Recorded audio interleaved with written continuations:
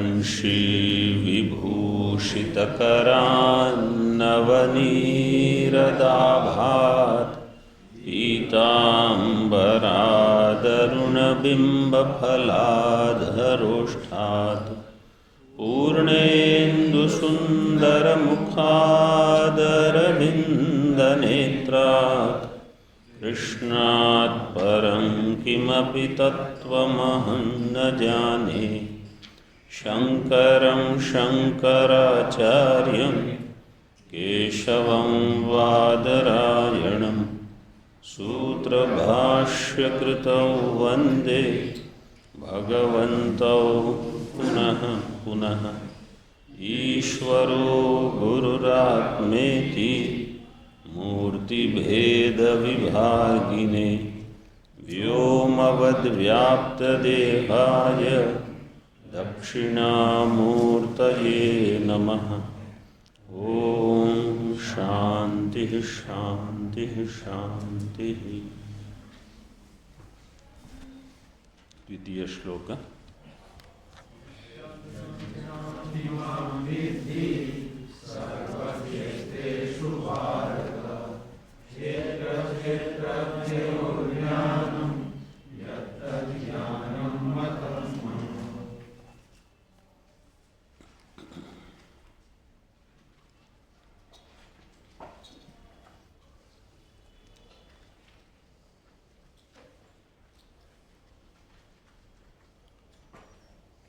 सिद्धांती पूर्व पक्ष ने जो आक्षेप किए थे, प्रत्यक्षादि प्रमाण विरोध है, संसार का अभाव, ईश्वर का संसारित्व इत्यादि, और शास्त्र का अनर्थक्य, इसका यहाँ निषेध किया कि ज्ञानाज्ञानयोर अन्यत्वेन उपपत्ति। ज्ञान और अज्ञान इनको अन्य समझकर, मतलब इनमें भेद है, भेद होने से ये सिद्ध हो जाएगा। इसके बाद श्रुति स्मृतियों का उदाहरण दिया है विस्तार से। और जैसे विद्या अविद्या में भेद है, इसी प्रकार इनके फल में भी भेद, फल का भी भेद बताया।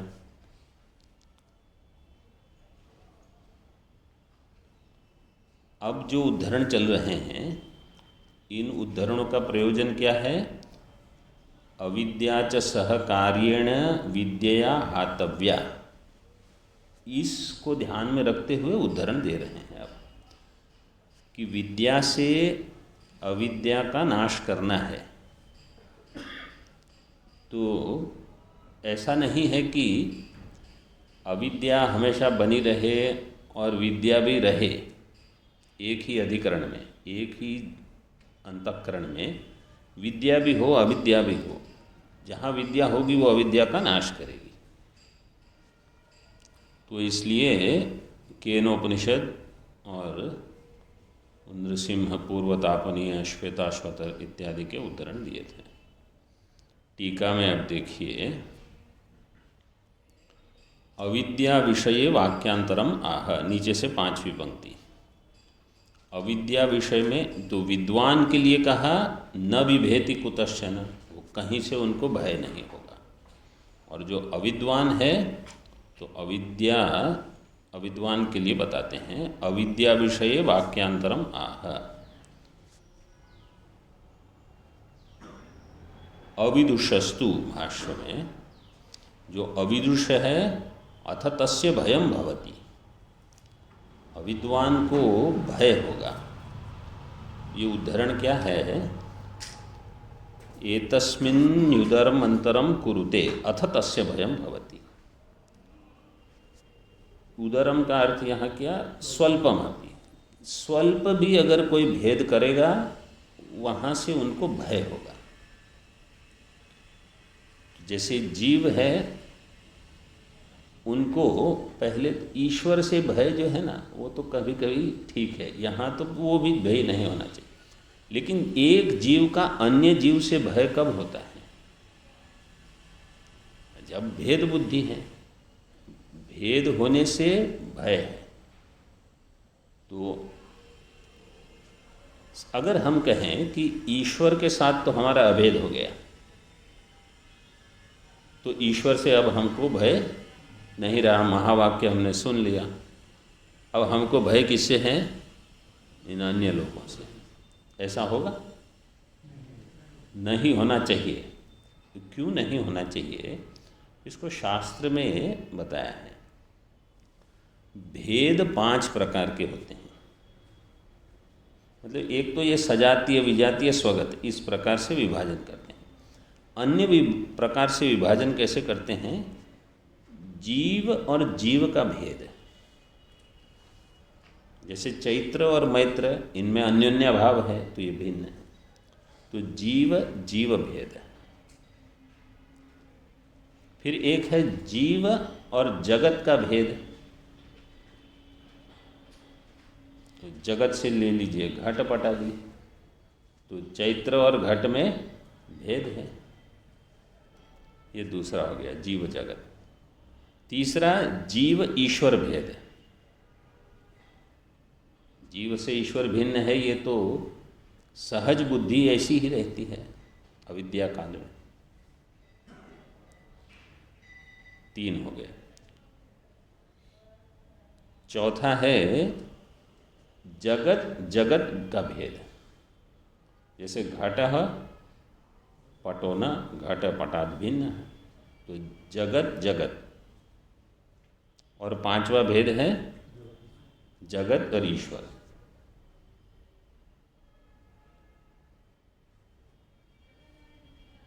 वेदांत के ज्ञान से ये 5 भेद की निवृत्ति होनी चाहिए। केवल जीव ईश्वर भेद की निवृत्ति इतने से पर्याप्त नहीं, सभी भेदों की निवृत्ति। तो जो साधक ये चिंतन करता है कि मैं ब्रह्म हूँ, मैं ब्रह्म हूँ, और कहता है कि इनसे हमारी नहीं पड़ती, तो इसका अर्थ क्या है कि जीव जीव भेद बना रहा। आप ब्रह्म से ऐक्य कर दिए, क्योंकि अभी क्या इसमें आपत्ति क्यों है? ऐसा क्यों होता है? अगर हमने ये समझ लिया अथवा समझ रहे हैं कि मैं ब्रह्म हूँ, मैं ब्रह्म हूँ, और इनसे उनसे हमें राग द्वेष बने रहे, इसका अर्थ है कि हमने ब्रह्म शब्द का अर्थ ही नहीं समझा। ब्रह्म यतो वा इमानि भूतानि जायन्ते, समस्त सृष्टि का उपादान कौन है? तो अगर ब्रह्म से ऐक्य हो गया तो सबके साथ ऐक्य हो गया, तब तो हमने ब्रह्म शब्द को समझ लिया। और नहीं तो मैं ब्रह्म हूँ चिंतन करते रहे। व्यवहार में भेद बुद्धि से ही व्यवहार होता है, लेकिन अंतःकरण में बिल्कुल मालिन्य न हो, ये आवश्यक है। तो जब कहते हैं कि जो जीवन मुक्त है अत्यंत विशुद्ध अंतःकरण का है, इसका कारण ये है, व्यवहार में भले भेद हो कि इनको 2 रोटी चाहिए, उनको 4 रोटी चाहिए, वो भेद हो सकता है, लेकिन इसका अर्थ ये नहीं है कि किसी के प्रति राग हो, किसी के प्रति द्वेष हो। ब्रह्म ज्ञान का फल ये है, तो कोई भेद न रहे बुद्धि में। तो वास्तव में हम ब्रह्म के साथ ऐक्य के लिए अधिक प्रयत्न करते हैं, हमारे राग द्वेष निवृत्ति के लिए नहीं करते। इसलिए कभी कभी ऐसा लगता है कि हमने इतना पढ़ लिया और राग द्वेष के कारण दुखी तो पहले जैसे ही हो रहे हैं। वास्तव में पूर्व पक्ष ही ये आक्षेप देते हैं। वो क्या कहेंगे? आप कहते हो ज्ञान से मुक्ति होती है, और दृष्टांत देते हो रज्जु सर्प का। रज्जु के ज्ञान से सर्प की निवृत्ति और सर्पजन्य भय आदि की निवृत्ति होती है, ये दृष्टांत है आपका। आप देखो जो वेदांत पढ़ते हैं उनमें पूर्व जैसे ही राग द्वेष दिखाई देते हैं। पूर्व पक्ष ये कहता ही है, ब्रह्म सूत्र में ये पूर्व पक्ष है। तो इसलिए वो कहते हैं ज्ञान से मोक्ष नहीं होगा। कहीं न कहीं हमें चिंतन इस पर भी करना है। ठीक है, अथ तस्य भयम, तो अज्ञानी है उसको सभी से भय लगेगा। इसलिए संन्यास का लक्षण ही है अभयम,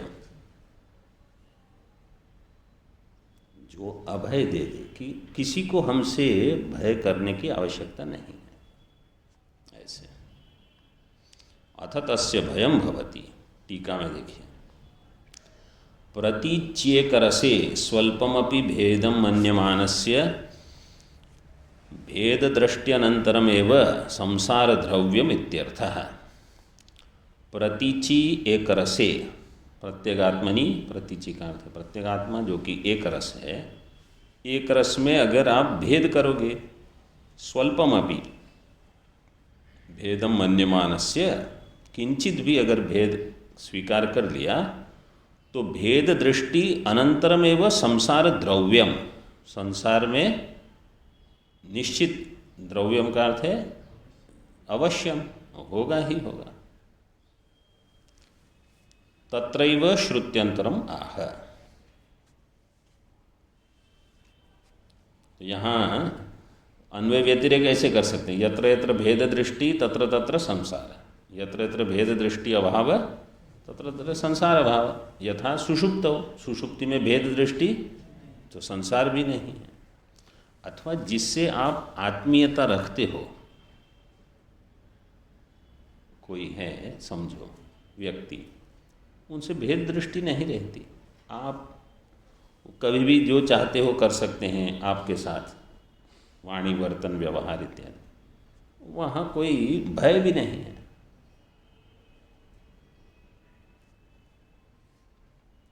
श्रुत्यंतरम आह अविद्यायाम अंतरे वर्तमानाः स्वयं धीराः पंडितम मन्यमानाः।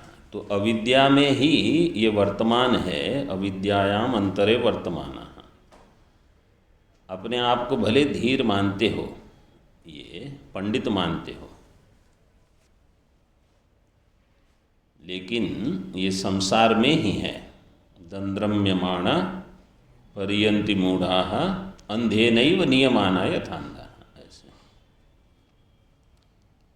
टीका में तन्मध्ये तत्परवशतया स्थिताः तत्त्वमजानन्तो देहाद्यभिमानवन्तो मूढ़ाः संसरन्ति इत्यर्थः। तन्मध्ये का अर्थ है अविद्या के मध्य में।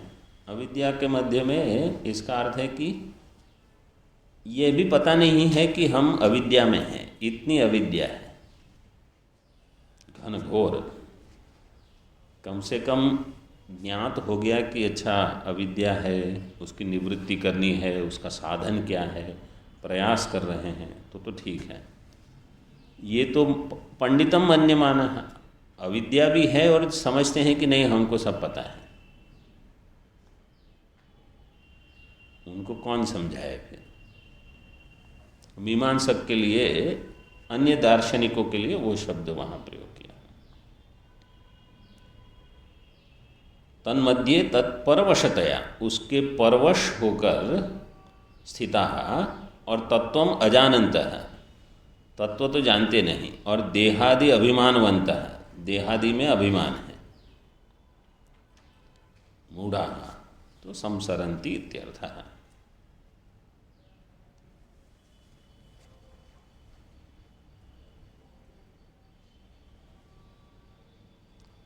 मतलब यहाँ कह दिया अविद्या सत्वे संसार सत्वम, और अविद्या भावे संसार, क्योंकि प्रतिपादन किसका चल रहा है? अविद्या कार्य सहित उसका नाश करना है विद्या के द्वारा। विद्या अविद्या सहकार्येण आतव्या, ये प्रतिपादन है। विद्या विषये श्रुत्यंतरम आह, विद्या के विषय में अन्य श्रुति बताते हैं।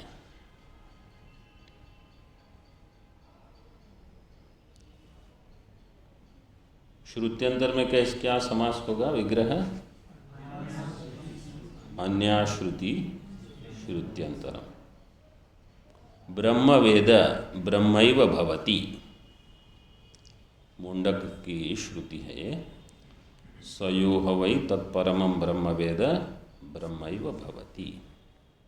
कहीं कहीं उद्धरण में भी ऐसे दे देते हैं, ब्रह्मवित् ब्रह्मैव भवति। लेकिन उपनिषद में जो उपलब्ध श्रुति है वो ये है, ब्रह्म वेद ब्रह्मैव भवति। ब्रह्म वेद में वेद शब्द क्या है यहाँ?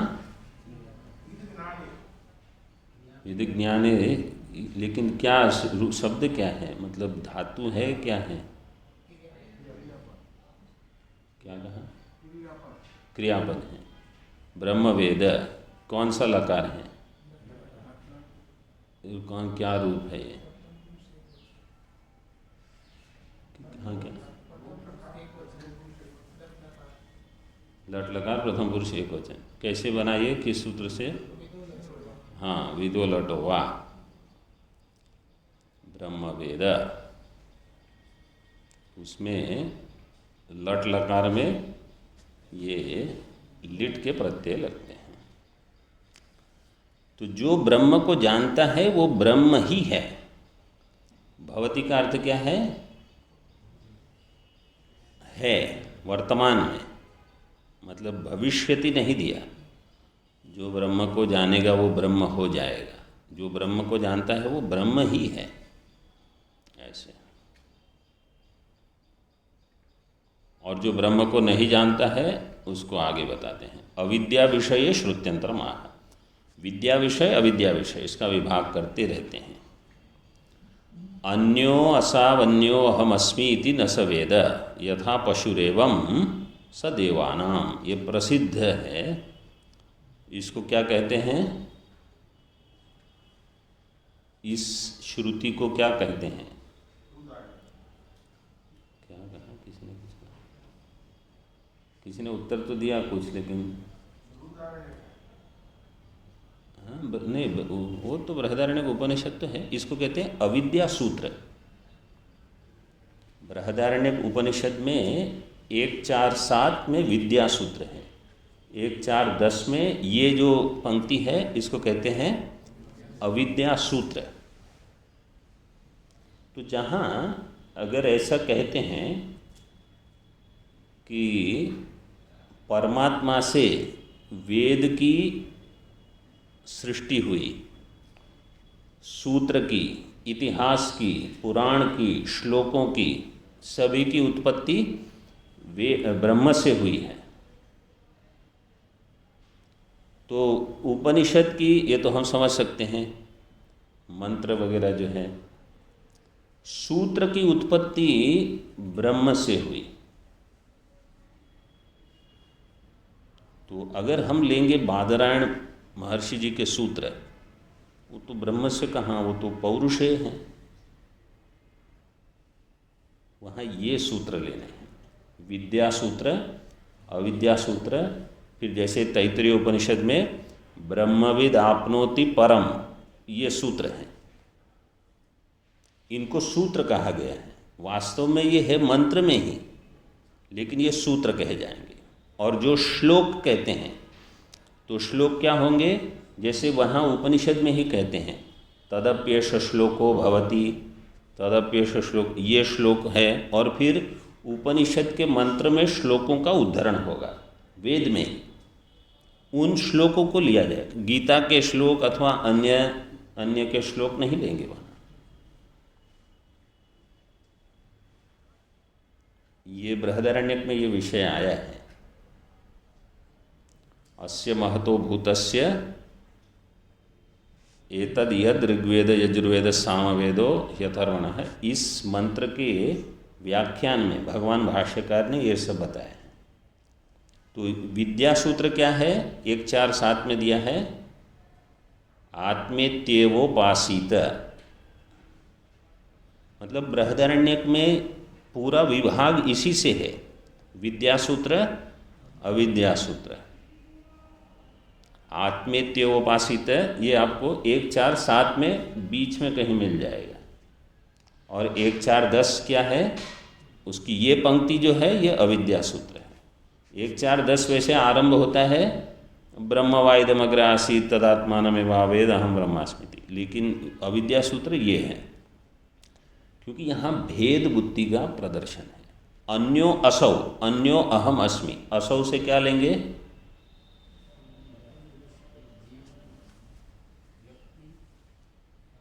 वो तो अन्य अहम में ही हो गया। अन्यो अहम, अहम से व्यक्ति ले लीजिए जीव, असौ से ईश्वर लेंगे, अथवा जो उपासक है उसके लिए उपास्य जो देवता है उसका उपास्य वो अन्य है, मैं अन्य हूँ, ऐसी जिसकी बुद्धि है, जो देवताओं की उपासना करता है अथवा देवताओं के लिए कर्म आदि करते हैं, याग आदि, तो उनकी बुद्धि क्या है? अन्यो असौ, अन्यो अहम, वो देवता जो है वो अन्य है, मैं इनसे विलक्षण हूँ, अन्य हूँ। न सवेद, वो नहीं जानता। कैसे? यथा पशु एवं सदेवानाम, वो देवताओं का पशु है। तो अविद्या जहाँ है, अब श्रुति ने ही कह दिया है, वही श्रुति जो कहती है कि आप देवताओं का आराधन इत्यादि करो, वही श्रुति कहती है कि भेद बुद्धि अगर है, पशु का अर्थ है सेवक समझ लो, भृत्यवत आपसे वो काम करवाएंगे।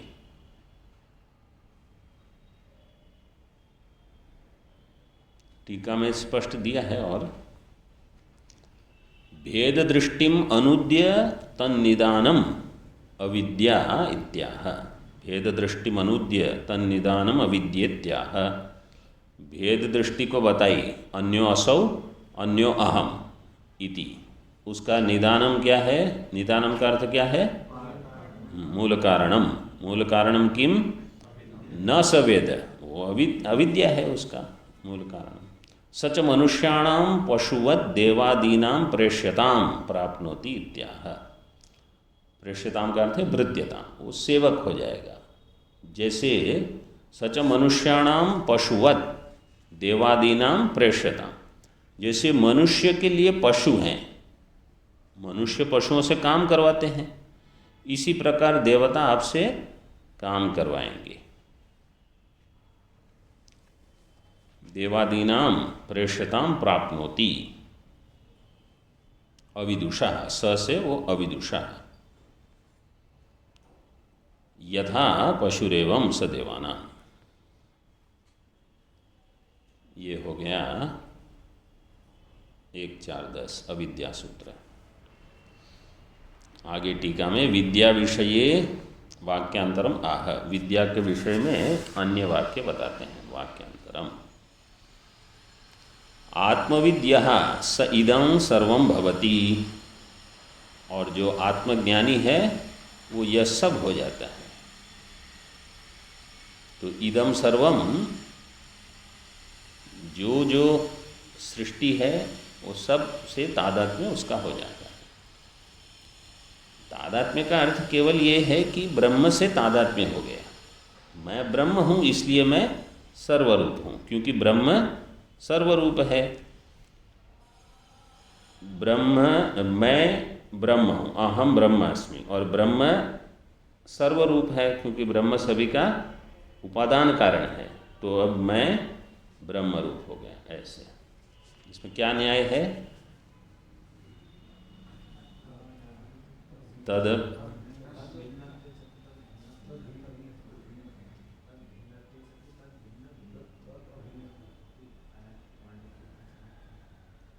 तद भिन्न, हाँ, तद भिन्नस्य तद अभिन्नस्य तद अभिन्न अभिन्नत्वम, तद अभिन्ना भिन्नत्वम। टीका में इदं सर्वं प्रत्यक भूतम पूर्णम ब्रह्म इत्यर्थः। इदं सर्वं सह भवति, इदं सर्वं क्या है? प्रत्यक भूतम पूर्णम ब्रह्म, प्रत्यगात्म रूप पूर्ण ब्रह्म ही है। अब कोई प्रश्न करता है कि आप ये विद्या का इतना महात्म्य बता रहे हो, बिना विद्या के भी तो मोक्ष हो सकता है। तो एक आचार्य थे, उन्होंने कहा हो जाएगा, इसमें क्या आपत्ति है? प्रश्न क्या था? बिना विद्या के ही मोक्ष हो जाए? तो उन्होंने कहा हाँ हो जाएगा, केवल आपको एक चीज़ करनी है, ये आकाश जो है ना, इसको चर्मवत लपेट के ऐसे डाल दो अपने बगल में। तो अगर वो कर सकते हो तो बिना ज्ञान के मोक्ष भी हो जाएगा। तो क्या कहना चाहते हो? वो उदाहरण दिया है, यदा चर्मवत, टीका में दिया है, ज्ञानादेव तो कैवल्यम इति अत्र श्रुत्यंतरम आह। केवल ज्ञान से ही मोक्ष होगा कैवल्य, तो उसकी पुष्टि करते हैं, यदा चर्मवद आकाशम वेष्टयिष्यन्ति मानवा तदा देवम अविज्ञाय दुःखस्यान्तो भविष्यति। ये प्रसिद्ध मंत्र है। ये क्या कहता है? अगर चर्मवत आकाशम वेष्टयिष्यन्ति मानवा, जैसे आपका ये चटाई वगैरह कुछ होते हैं आसन, ऐसे लपेट के पाठ के बाद निकल सकते हैं। तो अगर आप आकाश को ऐसे कर दो तो बिना ब्रह्म ज्ञान के मोक्ष हो जाए। तो जैसे वो असंभव है वैसे ये भी असंभव है, बिना ब्रह्म ज्ञान के मोक्ष नहीं होगा। लेकिन आचार्य बताते हैं ऐसे, देखो टीका में, न खलु आकाशम चर्मवन मानवो वेष्टयितुम इष्टे। तो ठीक है, तथा परमात्मानं प्रत्यक्त्वेन, आगे पाठ क्या है? प्रत्यक्त्वेनानुभूय, नाननुभूय है ना, 3 नकार, प्रत्यक्त्वेनाननुभूय न मुच्यत इत्यर्थः। परमात्मा को प्रत्यक्त्वेन अनुभव नहीं करके मोक्ष नहीं होगा। इसका अर्थ है परमात्मा को प्रत्यक्त्वेन जानकर ही मोक्ष होगा, अन्यथा नहीं।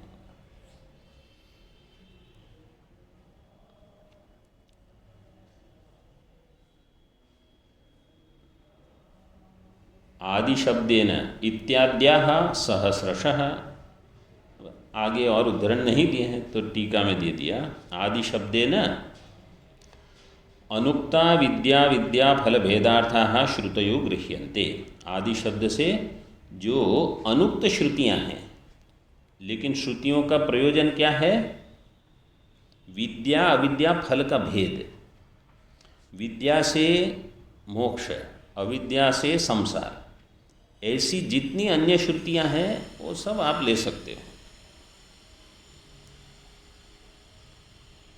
और विद्या से ही संसार की निवृत्ति होगी।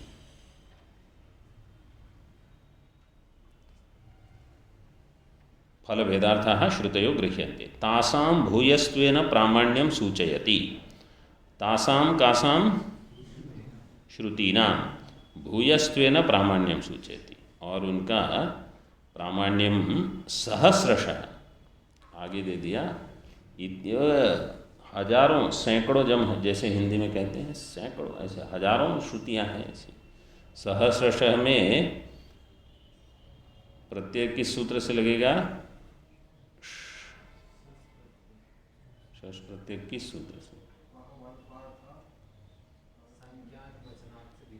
हाँ, वो बाद वाला सूत्र है, संख्यैक वचनाच्च वीप्सायां। उसके पूर्व सूत्र जो है बहुवल्पार्थश्च कारकाद अन्यतरस्यां, वो बहुशः अल्पशः इन शब्द। और जब संख्या हो, जैसे सहस्रशः शतशः, एकादश अध्याय में आया था, शतशो सहस्रशः, ऐसे इस सूत्र से हो जाएगा।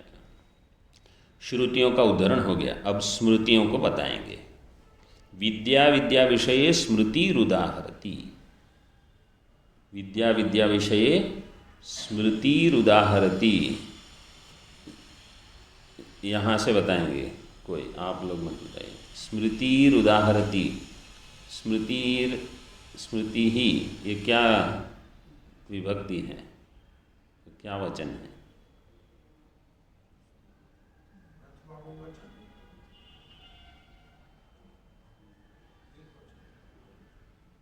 एक वचन तो नहीं है।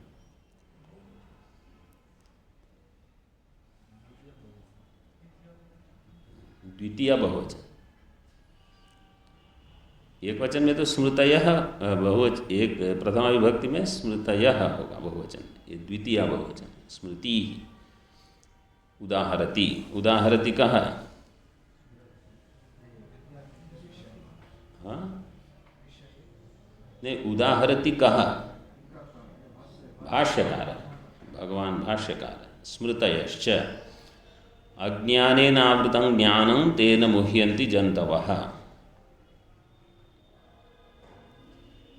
तत्र अविद्या विषयं वाक्यमाह। अज्ञानेनावृतं ज्ञानं तेन मुह्यन्ति जन्तवः। ये वाक्य क्या बता रहा है? अविद्या के कारण मोह होता है, मतलब संसरण। मोह क्या है? संसरण है। अविद्या से मोह होगा। अज्ञानेन जन्तवः मुह्यन्ति। लेकिन ये श्लोक बहुत महत्वपूर्ण श्लोक है। ये किस लिए इसको बताते हैं? इस श्लोक को किसी को स्मरण है? यह श्लोक जो है वेदांत में अज्ञान को भाव रूप मानते हैं कि अभाव रूप मानते हैं? भाव रूप मानते हैं। तो भाव रूप अज्ञान है, उसकी पुष्टि कहाँ से होगी? ये श्लोक उसकी पुष्टि करता है। अज्ञान भाव रूप है। क्यों? अज्ञानेन ज्ञानम आवृतम। अज्ञान के द्वारा ज्ञान आवृत है। तो अगर वो अभाव रूप होगा तो अभाव किसी का आवरण नहीं करेगा। ये भाव रूप है। तो अज्ञान भाव रूप है और ज्ञान को आवृत करता है।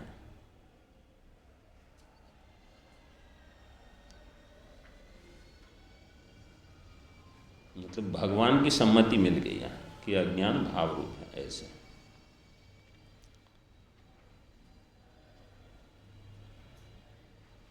आगे टीका में विद्या विषयम वाक्यद्वयम दर्शयति। विद्या विषयम वाक्यद्वयम, दो वाक्य बता रहे हैं विद्या के विषय में। इहैव तैर्जितः सर्गो येषां साम्ये स्थितं मनः। पंचम अध्याय का है। इहैव अस्मिन् देहे एव, अस्मिन् लोके अस्मिन् देहे, तैहि सर्गो जितः। सर्ग का अर्थ इस श्लोक में क्या किया है? जन्म अथवा संसरण। तो उनके द्वारा सर्ग मतलब जन्म आदि संसरण जो है उन्होंने यही जीत लिया। किन्होंने? येषाम मनः साम्ये स्थितम। येषाम मनः साम्ये स्थितम। साम्य क्या है?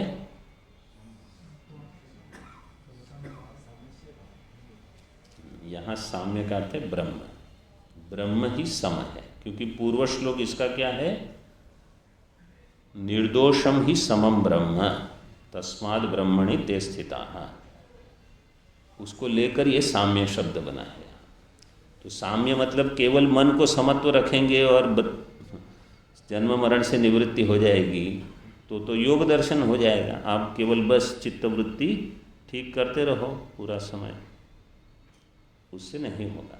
ज्ञान चाहिए, ब्रह्मनिष्ठ होना है। तो इसलिए साम्य शब्द से यहाँ ब्रह्म है। इसीलिए केवल श्लोक देखकर अर्थ अगर भाष्य की, और ख़ास करके जहाँ ऐसे शब्द हैं कि हम कुछ अन्य ही अर्थ निकाल लेंगे, तो वहाँ अधिक सावधानी रखनी है।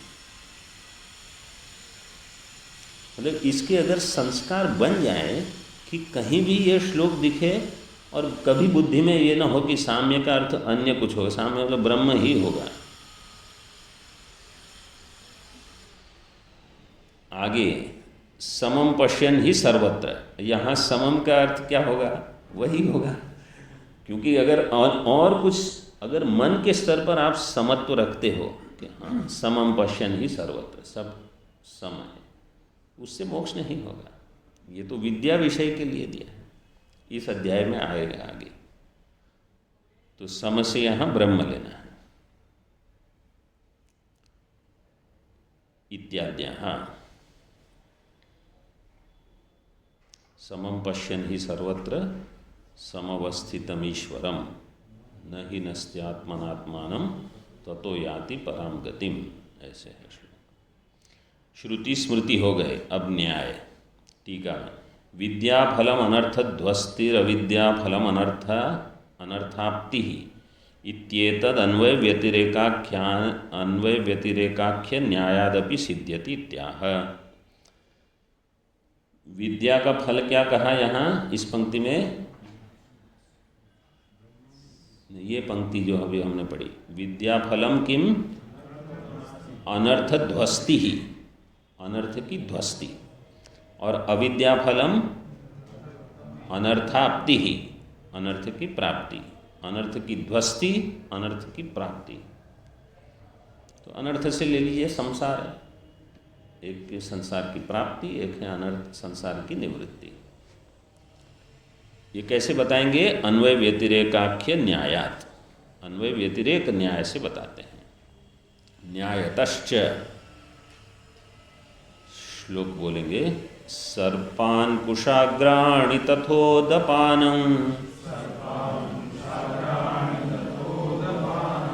ज्ञात्वा मनुष्याः परिवर्जयन्ति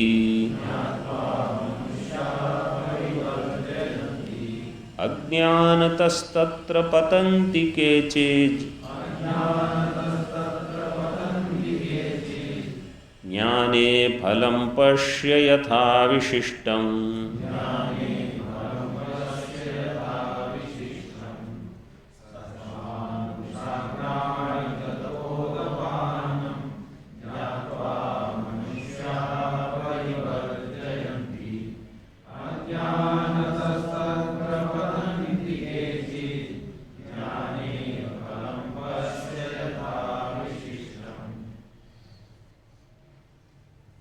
यथा मनुष्याः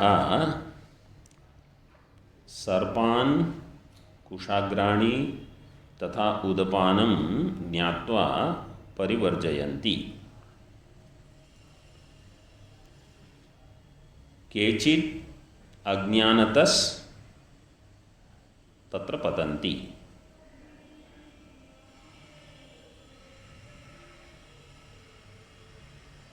यथा ज्ञाने विशिष्टम फलम तत्पश्य। जैसे मनुष्याः सर्पान् कुशाग्राणि तथा उदपानं परिवर्जयन्ति, कैसे? ज्ञात्वा। तो कोई जा रहा है, कहीं सर्प है, अब आपने देख लिया, जंगल में टहलने गए, पहले से ही सावधानी से चल रहे थे, देख लिया सर्प है, तो थोड़े रुक जाएंगे, उनको जाने देंगे। परिवर्जयन्ति। कुशाग्राणी, जहाँ बिल्कुल बड़े बड़े ऐसे घास हो जो बिना चप्पल के घूमते हैं उनको अधिक, जो सब कुछ पहन के जाते हैं उनको कुछ इतनी आपत्ति नहीं होगी, फिर भी जहाँ ऐसा हो वहाँ नहीं जाते। बड़े बड़े समझो ऐसे कुशाग्र हो, वहाँ जाओगे तो कहीं न कहीं पैर में भी लग जाएंगे।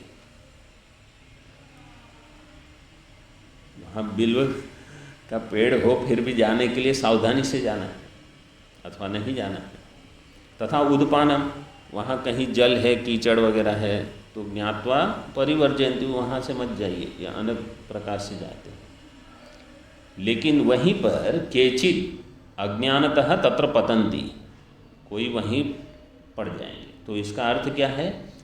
ज्ञात्वा परिवर्जयन्ति, न ज्ञात्वा अथवा अज्ञात्वा पतन्ति। ये अन्वय व्यतिरेक दे दिया।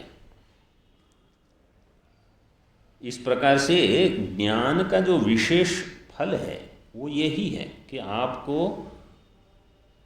आपत्ति से बचाएगा, संसार से बचा लेगा वो। तो जैसे यहाँ लोक में है, इसी प्रकार आत्मज्ञान ब्रह्म ज्ञान से भी यही है कि अगर ब्रह्म ज्ञान नहीं है तो दुखी हो जाएंगे, होते ही हैं।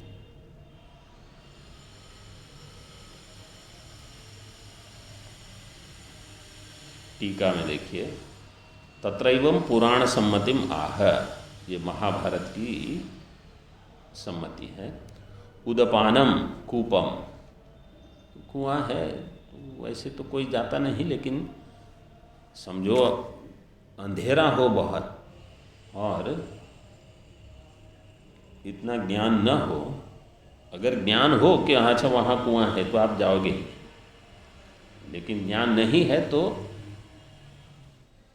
पतंती। यथा आत्मज्ञाने विशिष्टम फलम स्यात् तथा पश्य इति योजना। जिस प्रकार से आत्मज्ञान में भी विशिष्ट फल होगा, विशिष्ट फल संसार निवृत्ति, इसको इसी तरह से देखो यहाँ भी, इति योजना। न्यायतश्च इति अन्वय व्यतिरेकाख्यम न्यायम उक्तम विवृणोति। अभी न्यायतः कहा, उस न्याय को ही अन्वय व्यतिरेक को थोड़ा विस्तार करके बताते हैं, उसका विवरण करते हैं। तथा च देहादिषु आत्मबुद्धिरविद्वान् रागद्वेषादि प्रयुक्तो धर्माधर्मानुष्ठानकृत् जायते म्रियते च इत्यवगम्यते। ये एक वाक्य हो गया। फिर आगे देहादि व्यतिरिक्त आत्मदर्शिनो रागद्वेषादि प्रहाणापेक्षया धर्माधर्म प्रवृत्त्युपशमान मुच्यन्त इति न केनचित् प्रत्याख्यातुं शक्यं न्यायतः। ये न्याय हो गया। देहादिषु आत्मबुद्धि ही अविद्वान, देहादिषु आत्मबुद्धिर यस्य सह देहादिषु आत्मबुद्धि ही अविद्वान राग द्वेषादि प्रयुक्त है। देहादि में आत्मबुद्धि होगी तो तब ही राग द्वेष होंगे। देहादि में आत्मबुद्धि अगर नहीं है तो राग द्वेष नहीं होंगे। तो व्यतिरेक में दिखा दिया है आगे। तो राग द्वेष होने पर सभी कर्मों में प्रवृत्ति होगी, चाहे वो लौकिक हो चाहे वैदिक हो। तो यहाँ वैदिक का दृष्टांत दिया है, धर्माधर्म।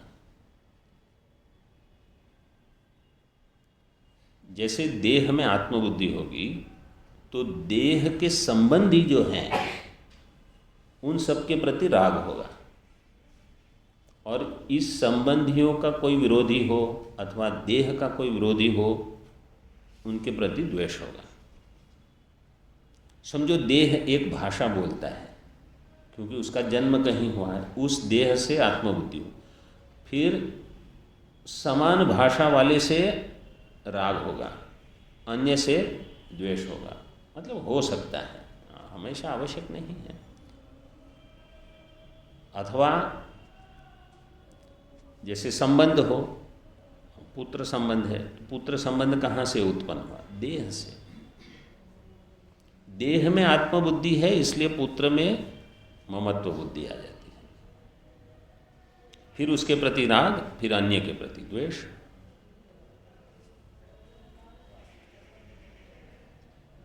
तो अविद्वान राग द्वेषादि प्रयुक्त है, फिर धर्माधर्मानुष्ठान कृत जाय, धर्म अनुष्ठान करेगा अथवा कोई लौकिक कर्म करेगा, यहाँ वहाँ कुछ कुछ, फिर कर्म करेंगे तो फल की प्राप्ति होगी। जायते म्रियते च इति अवगम्यते, ये एक हो गया। और जो देहादि व्यतिरिक्त आत्मदर्शी हैं, दर्शिनः बहुवचन में दिया, जो अपने आप को देहादि से व्यतिरिक्त जानते हैं। देहादि से का अर्थ है स्थूल सूक्ष्म दोनों, मतलब शरीर त्रय से विलक्षण आत्मा, इस प्रकार से जो जानते हैं ऐसे ब्रह्मज्ञानी। राग द्वेषादि प्रहाण अपेक्षया, राग द्वेषादि का प्रहाण होने से धर्माधर्म प्रवृत्ति उपशमात्, इसलिए धर्माधर्म की प्रवृत्ति का उपशम हो गया। अब ये धर्म करना है अथवा वो अधर्म, कुछ नहीं करेंगे, इसलिए मुच्यन्ते, उनका मोक्ष।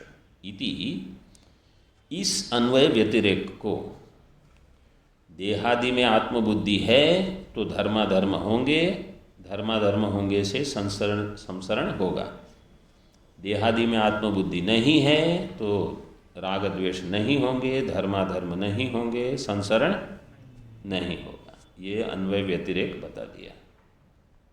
इस अन्वय व्यतिरेक को न केनचित प्रत्याख्यातुम शक्यम न्यायतः,